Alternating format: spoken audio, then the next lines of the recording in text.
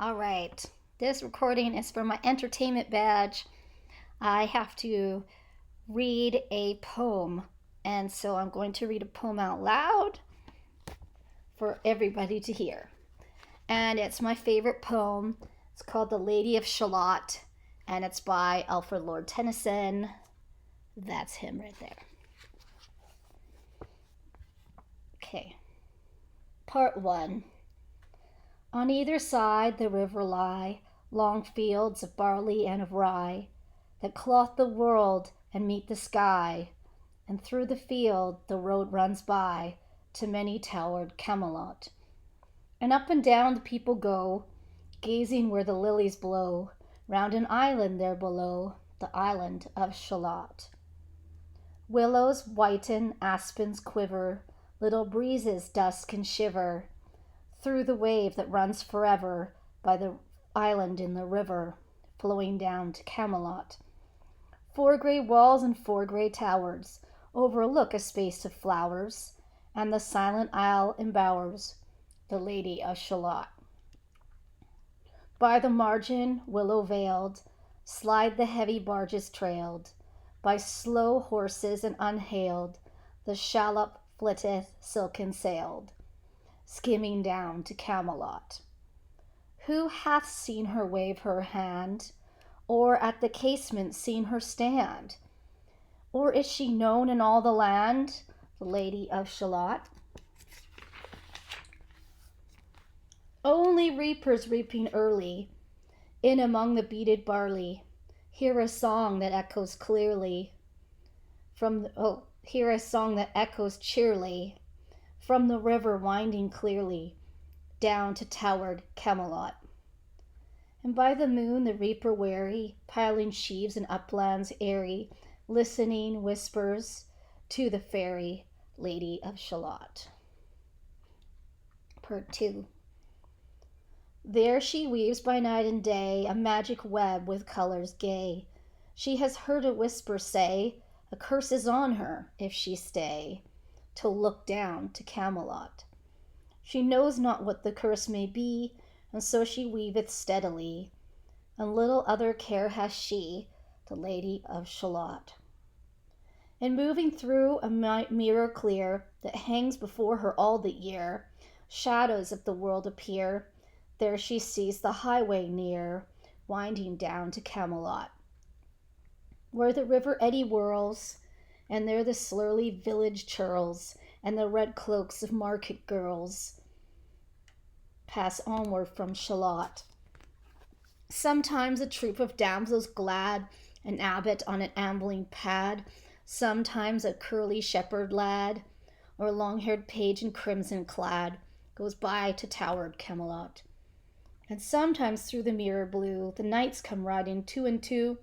She hath no loyal knight and true, the Lady of Shalott. But in her web she still delights to weave the mirror's magic sights, for often through the silent nights and funeral with plumes and lights and music went to Camelot. Or when the moon was overhead, came 2 young lovers lately wed. I'm half sick of shadows, said the Lady of Shalott. Part 3. A bow shot from her bower eaves. He rode between the barley sheaves. The sun came dazzling through the leaves, and flamed upon the brazen greaves of bold Sir Lancelot. A red cross knight forever kneeled to a lady in his shield that sparkled on the yellow field beside remote Shalott. The gemmy bridle glittered free, like to some branch of stars we see, hung in the golden galaxy. The bridal bells rang merrily as he rode down to Camelot. And from his blazoned baldric slung a mighty silver bugle hung, and as he rode his armor rung beside remote Shalott. All in the blue unclouded weather, thick jeweled shone the saddle leather. The helmet and the helmet feather burned like one burning flame together as he rode down to Camelot. As often through the purple night, below the starry clusters bright, some beaded meteorite trailing light moves over still Shalott. His broad clear brow in sunlight glowed, on burnished hooves his war horse trode, from underneath his helmet flowed his coal black curls, as on he rode, and he rode down to Camelot. From the bank and from the river he flashed into the crystal mirror. Tira lira by the river, sang Sir Lancelot. She left the web, she left the loom, she made 3 paces through the room. She saw the water lily bloom, and saw the helmet and the plume. She looked down to Camelot. Out flew the web and floated wide, the mirror cracked from side to side. The curse has come upon me, cried the Lady of Shalott.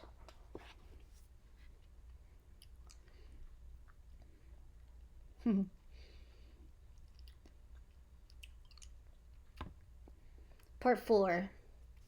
In the stormy east wind straining, the pale yellow woods were waning, the broad stream in its banks complaining, heavily the low sky raining, over toward Camelot. Down she came and found a boat, beneath a willow left afloat, and round about the prow she wrote, the Lady of Shalott. And down the river's dim expanse, like some bold seer in a trance, seeing all his own mischance, with a glossy countenance, did she look to Camelot.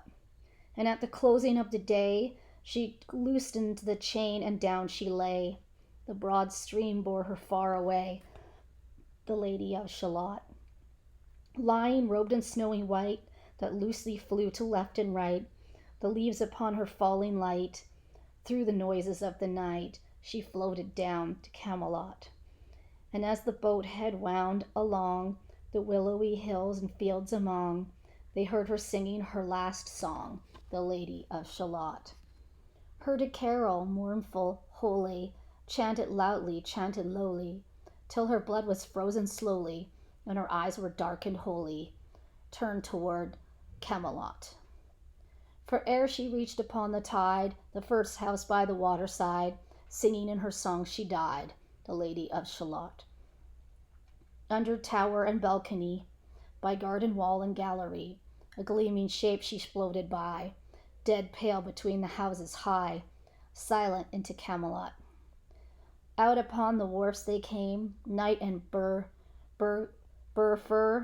loud and knight and burfer, loud and lord and dame, and round the prow they sang her name, the Lady of Shalott.